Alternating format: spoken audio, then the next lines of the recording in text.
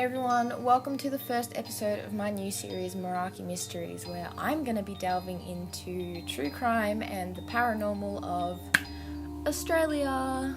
No one seems to really delve into much paranormal of Australia and just a little bit of true crime.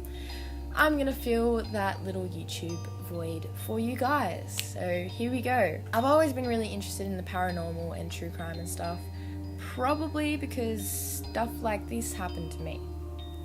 Stay tuned for my story time of how I used to live in a house that was once a murder scene. Warning, this episode contains gruesome details of murder and torture. Young people are also mentioned. If you are young, squeamish or faint-hearted, please turn away now. 51 Nisbet Street, Melbourne, the scene of a horrible tragedy and unfortunately, my old home. The resident of the Nisbet Street property back in January 1997 was Lance Edward Franklin, a sick man more twisted than anyone could have ever predicted. Joel Russell, a 14-year-old boy, and his older brother Wade Russell, 19, weren't angels, but in the end were guilty of nothing more than dealing with the wrong man. On January 13th, 1997, Joel and Wade, like many other occasions, went to Lance's house to pick up weed.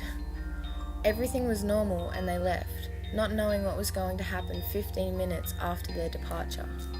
4 unconnected visitors ran through Lance's home. They stole weed, jewellery, clothes, a video player, and $250. Lance came to the conclusion that Joel and Wade had something to do with it.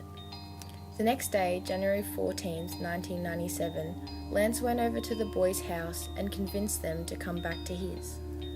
Once inside, Lance hit Joel over the head twice with a baseball bat. The brothers were then forced under the house to what would become a makeshift torture chamber with bars, trampoline poles, chains, among other implements. With the help of 5 mates, including Lance's own son, the men tortured the boys for hours on end. At one point, Joel admitted to where the stolen goods were, and when they weren't found there, Lance became infuriated. He made Wade beat his own brother and eat dog poop. But compared to what Joel was exposed to, this seems like nothing. Our neighbours asked us how we could even live in the house when we first moved there. Confused, we asked why, and then we learnt the dark truth. The following details of Joel's injuries and torture are quite detailed. Please, if you are young, faint-hearted or squeamish, click away now. According to our neighbours, Lance whippersnipped Joel's chest, gouged out his eyes, and removed teeth, all while he was still alive.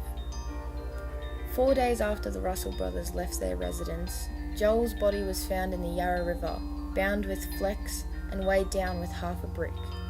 In those 4 days, temperatures got to 40 degrees Celsius, and an unknown amount of hours of torture took place.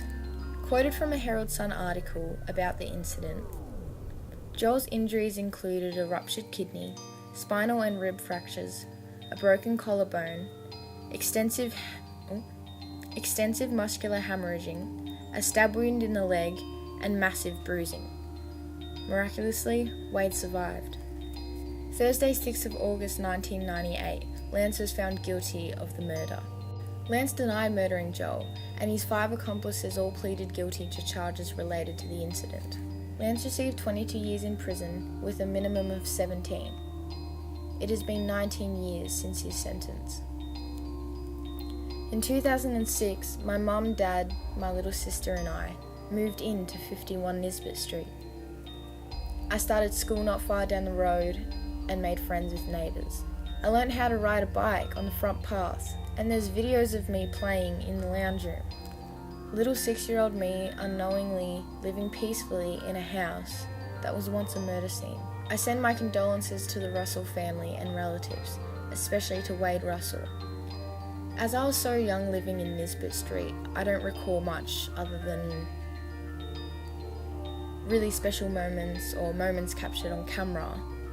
But my mum, on the other hand, she remembers a lot more, obviously. She wasn't as young. And she can recall paranormal activity at 51 Nisbet Street. Down in the description, I have linked an episode of Dave Schrader's Darkness Radio, where he read out my mum's story about 51 Nisbet Street and what happened. So if you're interested in that, make sure to check it out. Comment below if you want to see more of this series. I'm planning on doing some research about some paranormal hotspots around Australia, and I definitely want to visit the Beach West Asylum again, which actually isn't that far from me, and I'll see if I can do a little investigation tour for you guys. Make sure to subscribe to stay tuned for when I do actually post those videos, and if you enjoy this video, please give it a massive thumbs up. Thank you guys heaps for watching, and I hope you enjoyed the story of when I lived in a house that was once a murder scene. See ya!